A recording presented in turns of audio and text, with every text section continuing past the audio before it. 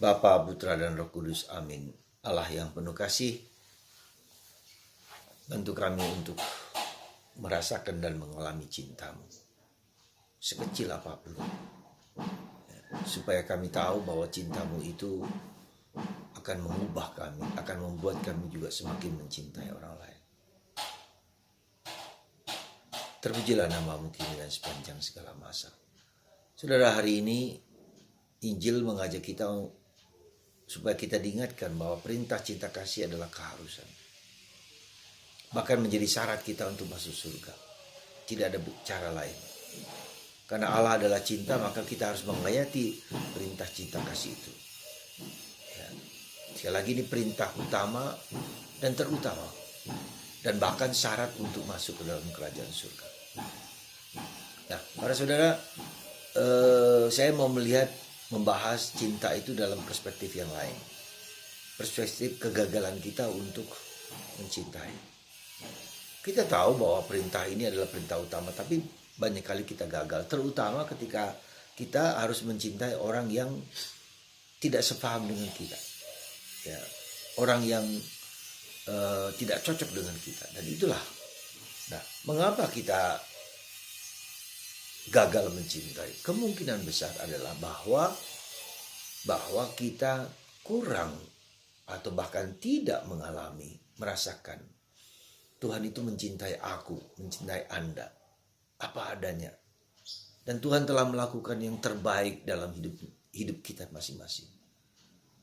Ketika tidak ada pengalaman dicintai, ya, pengalaman cinta itu bukan hanya mungkin pengalaman di kepala, tetapi pengalaman emosi. Katakanlah, ketika seorang anak ya merasa tidak dicintai oleh bapaknya, maka dia akan protes.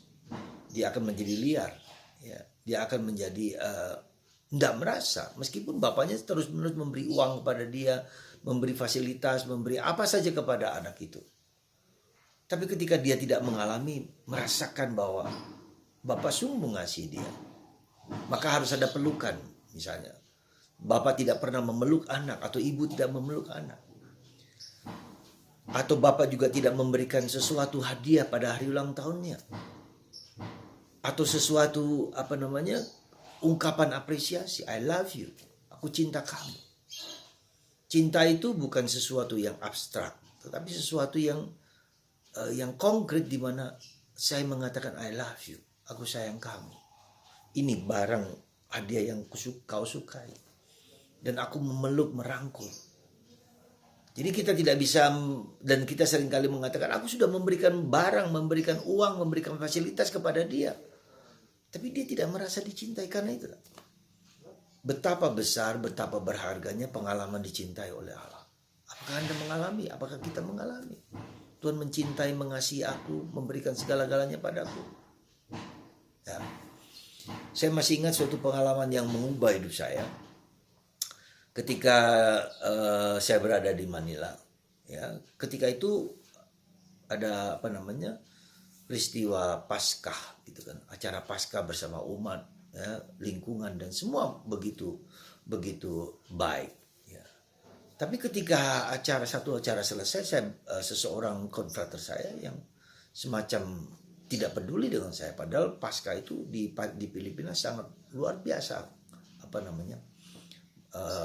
persiapannya, dan dia seperti melecehkan apa yang saya lakukan, dan di situ saya marah. Ya, ketika saya marah di situ, lalu kemudian apa yang terjadi setelah Paskah itu, kami mengadakan retret sebulan bersama formator yang lain. Rasa marah itu ada dalam diri saya. Kenapa dia mengejek saya, menghina saya, dan seperti melecehkan apa yang saya lakukan? Dan itu merasa marah sekali, dan muncul ketika retret. Lalu ketika dibimbing oleh seorang suster dalam retret itu, apa yang saya rasakan? Rasa marah itu muncul dalam diri saya lagi. Saya seperti dendam gitu kan. Tapi ketika saya duduk dan melihat di gunung itu, ada suara yang mengatakan dalam batin saya, ketika saya diam, ketika saya hening, kenapa kamu marah? Kenapa kamu uring-uringan? Tidakkah cintaku sudah begitu besar padamu ketika Paskah itu aku memberikan segala-galanya kepadamu.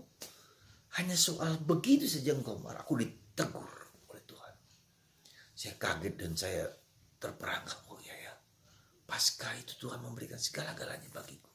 Kenapa aku tidak bisa mencintai dan menerima ejekan perilaku yang tidak menyenangkan itu? Disitulah saya terharu dan menangis.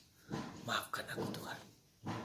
Aku baru saja mengalami kasih-Mu yang begitu besar, begitu luar biasa. Dan aku karena hal kecil saja tidak dapat mengalami kasih. Demikianlah dengan kehidupan kita. Jadi ketika kita tidak mengalami cinta Allah dalam hidup kita, merasakan cinta yang sudah diberikan kepada kita dan kita sepertinya tidak mendapatkan apa-apa, lalu kita sulit sekali menerima dan mencintai orang lain. Terutama pada saat yang sulit. Dan itulah menurut saya kunci dari segala pengalaman cinta adalah saya mengalami saya dicintai.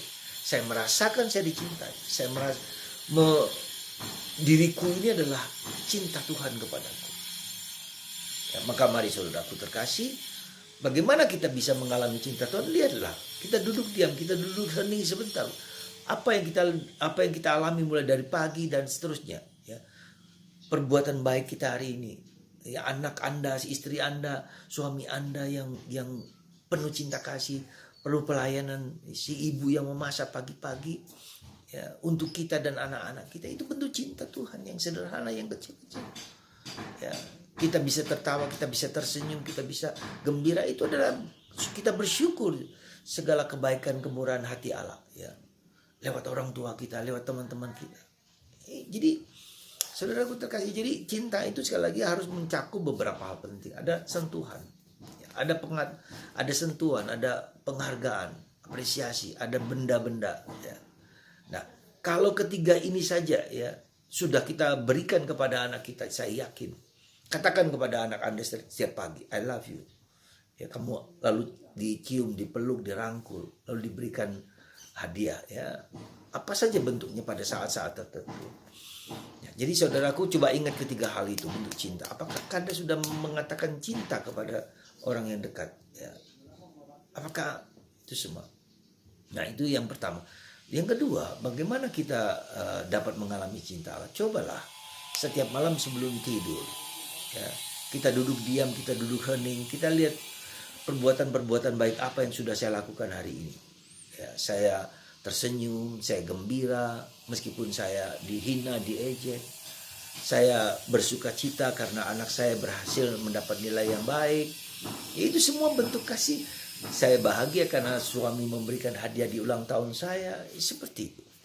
Tapi juga kita harus mohon ampun, ya, karena dosa, karena kelemahan, keterbatasan, dan ketidakberdayaan kita untuk memberikan diri kepada orang lain. Itu juga mohon ampun supaya Tuhan, dan kita mohon Roh Kudus supaya kita bisa mencintai seperti Dia mencintai.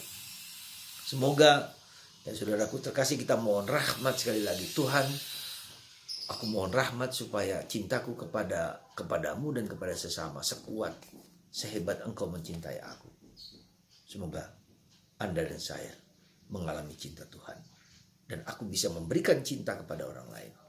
Ketika kita gagal mencintai, itulah ketika gagal kita merasakan cinta Allah kepada kita. Tuhan memberkati Anda semua. Bapa, Putra, dan Roh Kudus. Amin. Bapa, Putra, Kudus. Amin. Bapa, Putra, Kudus. Amin. Semoga Anda dicintai selalu dan mengalami cinta Allah. Amin.